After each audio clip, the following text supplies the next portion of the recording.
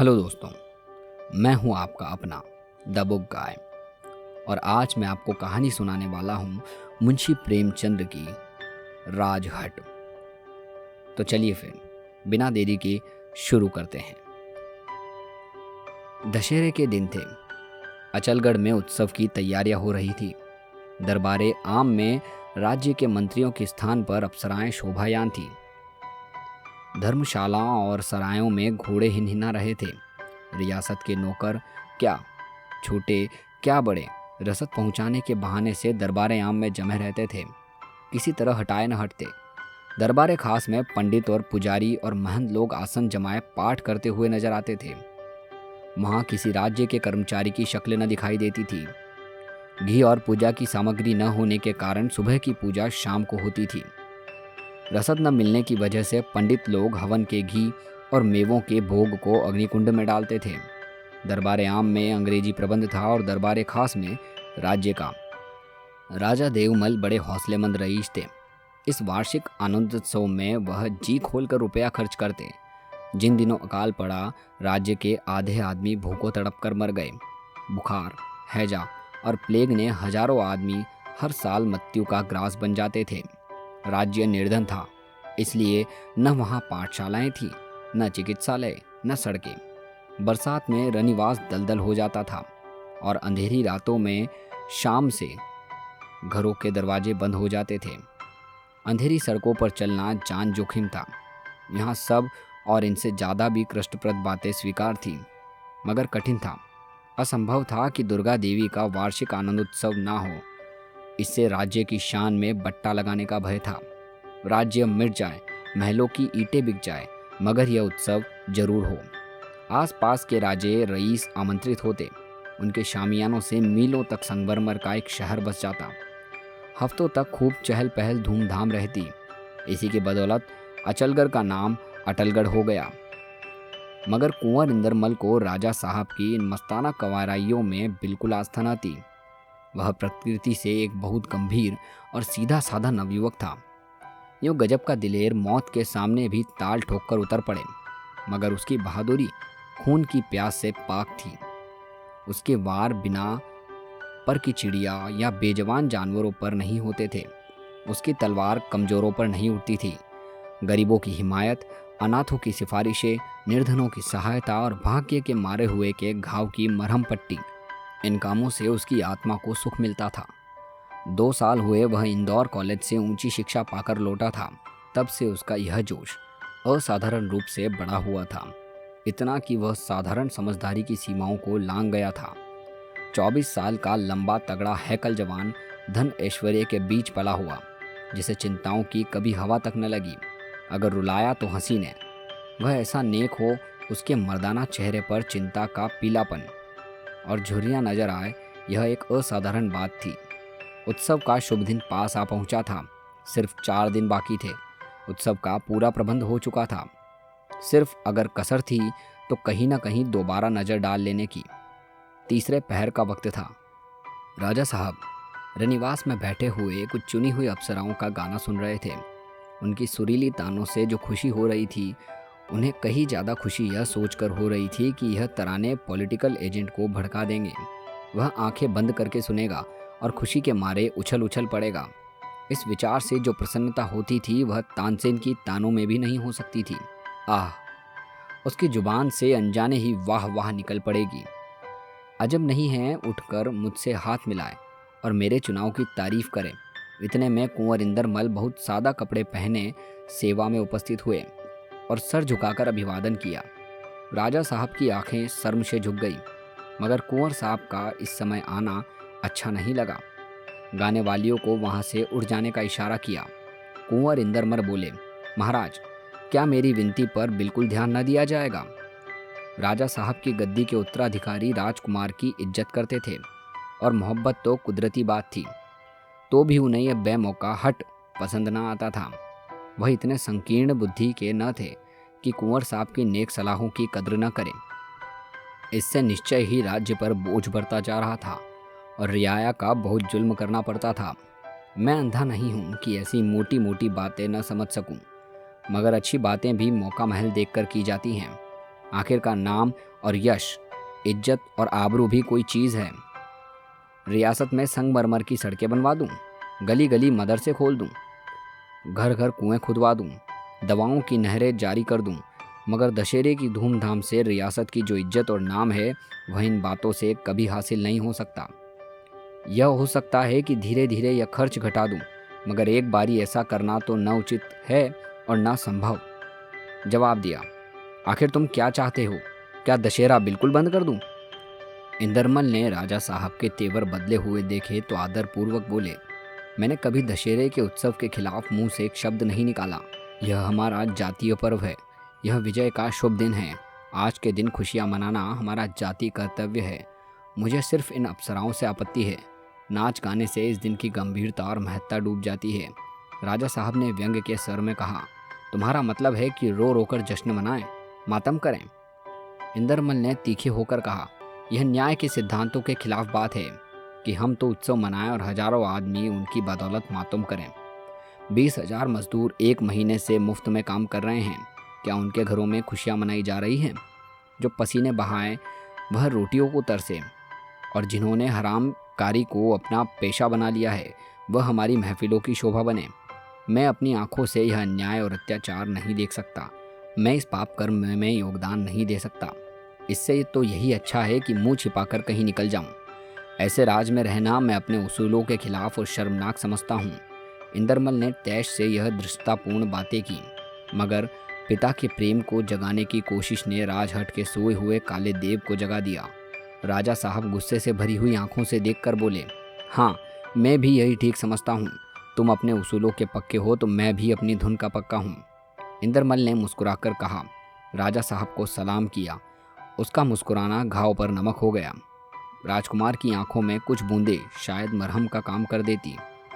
राजकुमार ने इधर पीठ फेरी, उधर राजा साहब ने फिर अपनी अप्सराओं को बुलाया और चित्त को प्रफुल्लित करने वाले गानों की आवाज़ें गूंजने लगीं। उनके संगीत प्रेम की नदी कभी इतनी जोर जोर से न उमड़ी थी। वहाँ वाकई बाढ़ आई हुई थी। तालियों का शोर मचा हुआ था और सुर की किश्ती उसे पुरशोर दरिया में हिंडोलों की तरह झूल रही थी। यहाँ तो नाच गाने का हंगामा गर्म था और रनिवास में रोने पीटने का। रानी भान कुंवर दुर्गा की पूजा करके लौट रही थी कि एक लौंडी ने आकर यह मर्मांत समाचार सुना दिया। रानी ने आरती का थाल जमीन पर पटक दिया। वह 1 हफ्ते से दुर्गा का व्रत रखती थी। मृग छाले पर सोती हुई दूध का आकार करती थी। पांव थर्राए जमीन पर गिर पड़ी। मुरझाया हुआ फूल हवा के झोंके को न सह सका। चेरियां संभल गई और रानी के चारों तरफ गोंद बांधकर छाती और सिर पीटने लगी। कोहराम मच गया। आंखों में आंसू न सही, आंचलों पर उसका पर्दा छिपा हुआ था, मगर गले की आवाज़ तो थी। उस वक्त उसी की ज़रूरत थी। उसी की बुलंदी और गरज ने इस समय भाग्य में झलक छिपी हुई थी। लौंडिया तो इस प्रकार स्वामी भक्ति का परिचय देने में व्यस्त थी और भान कुंवर अपने ख्यालों में डूबी हुई थी। कुंवर ने ऐसी बेअदबी क्यों कर की, यह ख्यालों में नहीं आता। उसने कभी मेरी बातों का जवाब नहीं दिया। जरूर राधा की ज्यादती है। इसने इस नाच रंग का विरोध किया होगा। करना ही चाहिए। उन्हें क्या, जो कुछ बनेगी बिगड़ेगी उसके जिम्मे लगेगी। यह गुस्सेवर ही हैं, झल्ला गए होंगे। उसे सख्त सुस्त कहा होगा। बात की उसे क्या बर्दाश्त, यही तो उसमें एक बड़ा ऐब है। रूठ कर कहीं चला गया होगा, मगर गया कहाँ? बर्दाश्त, यही तो उसमें बड़ा ऐब है। दुर्गा लाल, तुम मेरे लाल की रक्षा करना है। मैं उसे तुम्हारे सुपुर्द करती हूँ। अफसोस, यह गजब हो गया। मेरा राज्य सूना हो गया और इन्हें अपना राग रंग की सूझी हुई है। यह सोचते सोचते रानी के शरीर में कपकपी आ गई। उठकर गुस्से से कांपती हुई वह बेधड़ाक नाच गाने की महफिल की तरफ चली। करीब पहुंची तो सुरीली ताने सुनाई दी। एक बर्छी सी जिगर में चुभ गई। आँख पर तेल पड़ गया। रानी को देखते ही गाने वालियों में खलचल सी मच गई। कोई किसी कोने में जा छुपी, कोई गिरती पड़ती दरवाजे की तरफ भागी। राजा साहब ने रानी की तरफ घूर कर देखा। भयानक गुस्से का शोला सामने दहक रहा था। उनकी तैयारियों पर भी बल पड़ गए। खून बरसाती हुई आंखें आपस में मिली। मोम ने लोहे का सामना किया। रानी थर्राई हुई आवाज़ में बोली, मेरा इंदरमल कहाँ गया? यह कहते कहते उसकी आवाज़ रुक गई और होंठ कपकपा गए। राजा ने बेरुखी से जवाब दिया, मैं नहीं जानता। रानी सिसकियां भरकर बोली, आप नहीं जानते कि वह कल तीसरे पहर से गायब है और उसका कहीं पता नहीं। आपकी इन जहरीली नागिनों ने यह विष बोया है। अगर उसका बाल भी बाका हुआ तो उसके जिम्मेदार आप होंगे। राजा ने तुलसी से कहा, वह बड़ा घमंडी और बिन कहा हो गया है। मैं उसका मुंह नहीं देखना चाहता। रानी कुचले हुए सांप की तरह ऐंठ कर बोली, राजा, तुम्हारी जबान से यह बातें निकल रही है। हाय मेरी लू, मेरी आंखों की पुतली, मेरे जिगर का टुकड़ा, मेरा सब कुछ क्यों यूं अलोप हो जाए और इस बेरहम का दिल जरा भी न पसीजे। मेरे घर में आग लग जाए और यहाँ इंद्र का अखाड़ा सजा रहे। मैं खून के आंसू रोऊं और यहाँ खुशी के राग अलापे जाएं। राजा ने नथुने फड़कने लगे। कड़क कर बोला, रानी भानकुंवर, अब जवान बंद करो। मैं इससे ज़्यादा नहीं सुन सकता।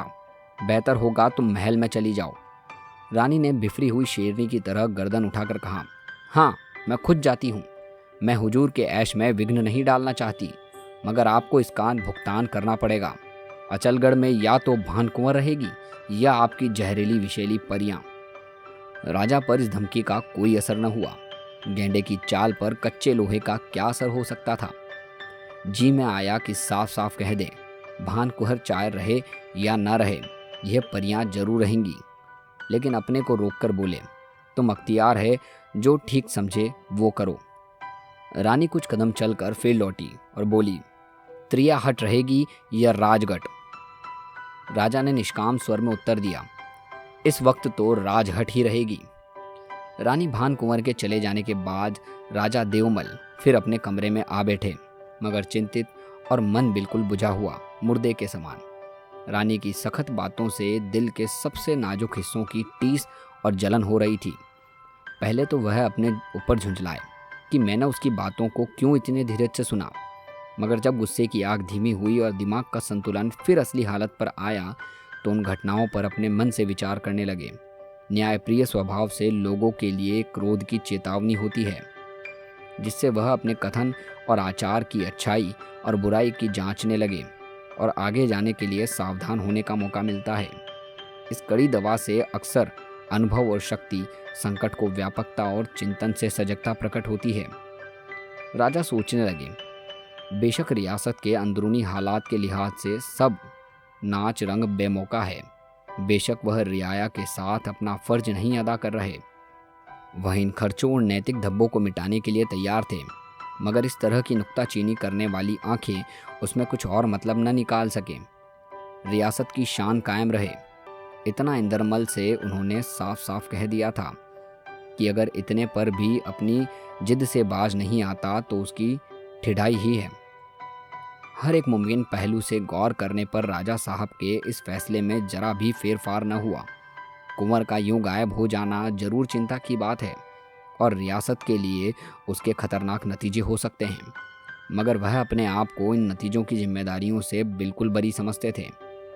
वह यह मानते थे कि इंदरमल के चले जाने के बाद उनका यह महफिल बैठाना बेमौका और दूसरों को भड़काने वाला था, मगर इनका कुंवर के आखिरी फैसले पर क्या असर पड़ सकता है। कुंवर ऐसा नादान, ना तजुर्बेकार और बुज़दिल तो नहीं है कि आत्महत्या कर ले। हाँ, वह 2-4 दिन इधर उधर आवारा घूमेगा और अगर ईश्वर ने कुछ भी विवेक उसे दिया तो वह दुखी और लज्जित होकर जरूर चला आएगा। मैं खुद उसे ढूंढ निकालूंगा। वह ऐसा कठोर नहीं है कि अपने बूढ़े बाप की मजबूरी पर कुछ भी ध्यान न दे।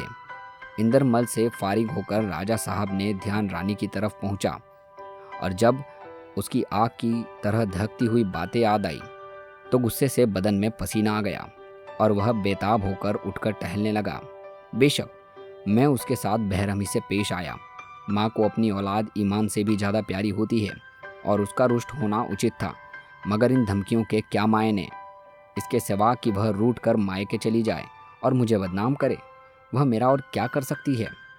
अक्लमंदों ने कहा है कि औरत आज बेवफा होती है। वह मीठे पानी की चंचल चुलबुली चमकली धारा है, जिसकी गोद में चहकती है और सिमटती है, उसे बालू का ढेर बनाकर छोड़ती है। यही भानकुंवर है जिसकी नज़रबंदियाँ मोहब्बत का दर्जा रखती है। आह, क्या वह पिछली बातें भूल जाऊं? क्या उन्हें किस्सा समझकर दिल को तकसीम दूं? इसी बीच में एक लौंडी ने आकर कहा कि महारानी ने हाथी मंगवाया है। और न जाने कहाँ जाने को कह रही है। कुछ बताती नहीं। राजा ने सुना और मुंह फेर लिया। इंदौर शहर से 30 मील दूर उत्तर की तरफ घने पेड़ों के बीच में एक तालाब है, जिसके चांदी जहरे चेहरे से काई का हरा मखमली घूंघट कभी नहीं उठता। कहते हैं किसी जमाने में उसके चारों तरफ पक्के घाट बने हुए थे, मगर इस वक्त तो सिर्फ अनुश्रुति बाकी थी, जो कि इस दुनिया में अक्सर ईंट पत्थर की यादगारी से ज़्यादा टिकाऊ हुआ करती है। तालाब के पूरब में एक पुराना मंदिर था। उसमें शिव जी राख की धुनी रमाए खामोश बैठे हुए थे। अबा बीले और जंगली कबूतर उन्हें अपनी मीठी बोलियां सुनाया करते, मगर उस वीराने में भी उनके भक्तों की कमी न थी। मंदिर के अंदर भरा हुआ पानी और बाहर बदबूदार कीचड़ इस भक्ति का प्रमाण थे। वह मुसाफिर जो इस तालाब में नहा था, उसके लिए एक लोटे पानी से अपने ईश्वर की प्यास बुझाता था। शिव जी खाते कुछ न थे, मगर पानी बहुत पीते थे। उनकी न बुझने वाली प्यास कभी न बुझती थी। तीसरे पहर का वक्त था। क्वार की तेज धूप थी। कुंवर इंदरमल अपने हवा की चाल वाले घोड़े पर सवार इंदौर की तरफ से आए और एक पेड़ की छाया में ठहर गए। वह बहुत उदास थे। उन्होंने घोड़े को पेड़ से बांध दिया और खुद जीन के ऊपर डालने वाला कपड़ा बिछाकर लेटे रहे। उन्हें अचलगढ़ से निकले आज तीसरा दिन है, मगर चिंताओं ने पलक नहीं झपकने दी।